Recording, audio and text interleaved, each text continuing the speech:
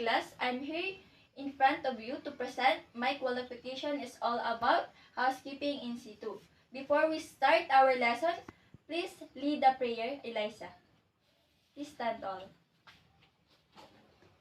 In the name of the Father, the Son, and the Holy Spirit. Amen. Our Father, who art in heaven, hallowed be thy name. Thy kingdom come, thy will be done on earth as it is in heaven. Give us day our daily bread, and forgive us our trespasses, as we forgive those who trespass against us. And lead us not into temptation, but deliver us from evil. Amen. Father, the Son, and the Holy Spirit. Please sit Amen. down, class. Before we start our lesson, I will check your attendance. Eliza, Present. Arich. Present. Now, we are going to discuss about cleaning and preparing rooms for guests.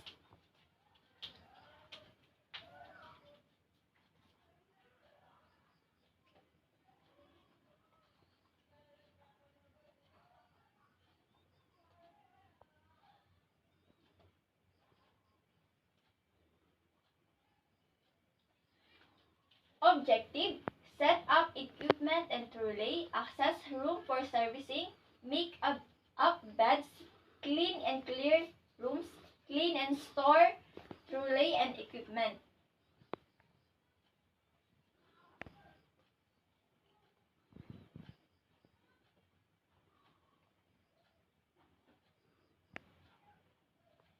Cleaning and preparing rooms for guests.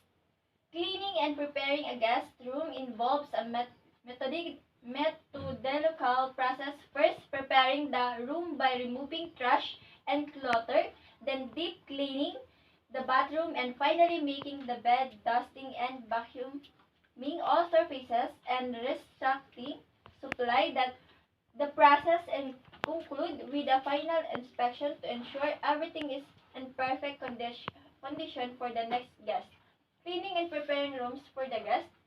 Ito yung mga piniprepare nila, yung mga room ng mga guest para mas malinis at walang kalat na gagamit yung mga guest at para mas maingayo silang doon magstay sa hotel.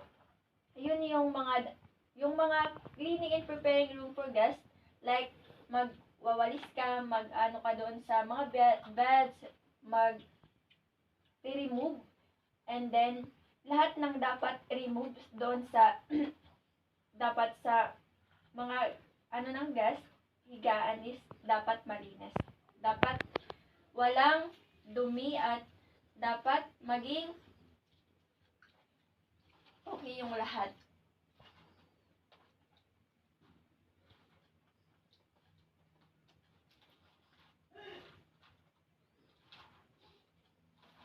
Set up equipment and trolley. To set up a trolley, start by cleaning it and gathering necessary supply like linens, amenities, and cleaning agent. Then stock it logically based on accessibility, placing frequently used items on top shelves and heavier items on the bottom. Always check that the trolley is clean and properly organized before and after use. So, ito naman, it also based the always check that the trolley is clean and properly organized before and after use. Dapat lahat ng mga gamit or yung mga dapat alisin ay dapat mas okay na dapat maging okay ito, lalo na may mga guests na pupunta, dapat alam mo yung kung paano mag-set up ng mga equipment na gagamitin doon sa room ng gigamit. Also, ito naman yung mga nila sa cleaning, sa mga like in yung mga clothes or yung mga sa beds, 'di ba may doon, may pinagre-remove para walang makitang kalat sa bawat paligid or sulok ng room ng guest. Para hindi naman sila maano doon sa room na gagamitin nila. Accessing room for servicing involve using specific procedure determined by the room status to enter and clean for the guest. For an occupied room, do not disturb. Sign need to be handled carefully, often involving a phone call to the guest, confirm if they want to serve or will be absent for a period. For vacant room, staff should still use caution when in time to avoid surprising an occupant as procedure for all types are similar to prevent disturbing guests. Ito naman yung mga dapat, di ba may mga front desk doon. So, dapat, bago dapat mag-ano doon sa guest, is dapat doon muna sa pinaka mismong front tatawag, or if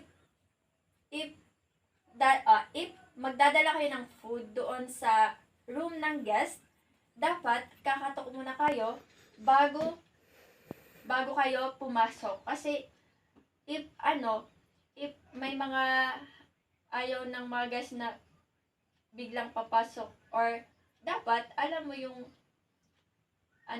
yung pag welcome ng mga guest.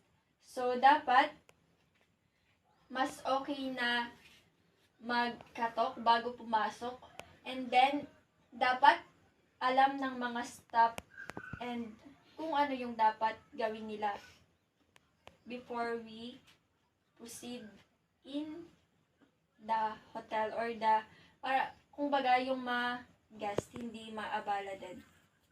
Go.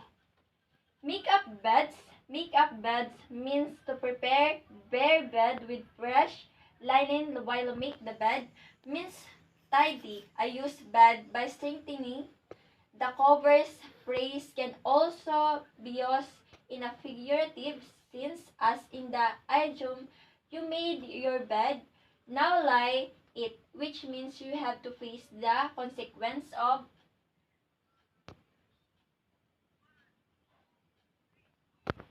in makeup beds.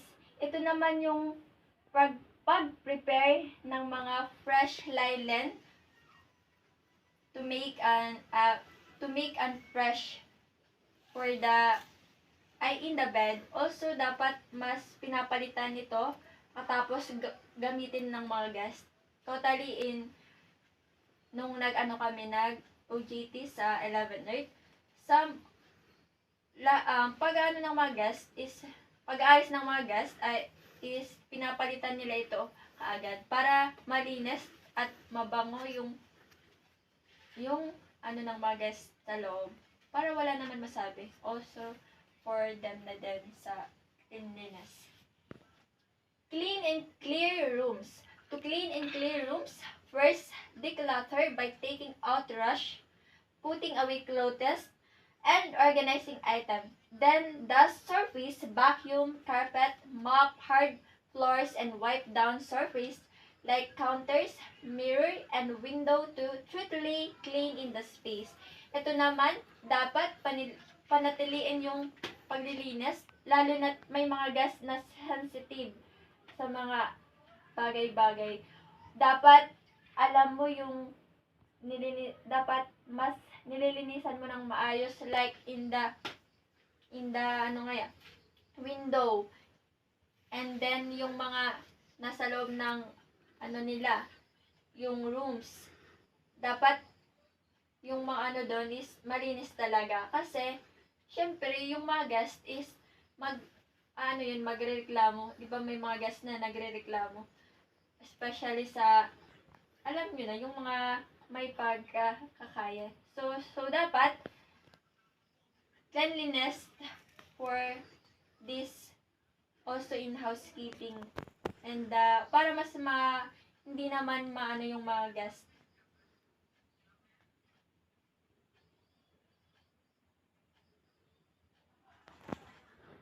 Clean and store trolley and equipment. To clean and store tooling and equipment, wipe them down daily with a general purpose cleaner, perform a thorough weekly cleaning, and organize supply and their designated spots, store tooling in a clean, dry, and well ventilated area, and ensure wheels are oiled or regularly to keep them smooth.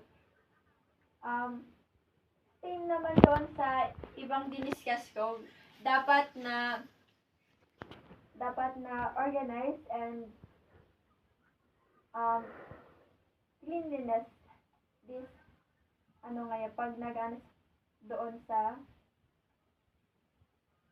hotel yung mga dapat malinis at organized naman yung lahat ng gamit nila and then yung ayan. Thank you class for your cooperation. That's all. Class, this is your written test para alam nyo yung mga natutunan nyo dito or kung ano yung mga natutunan nyo this top discussion.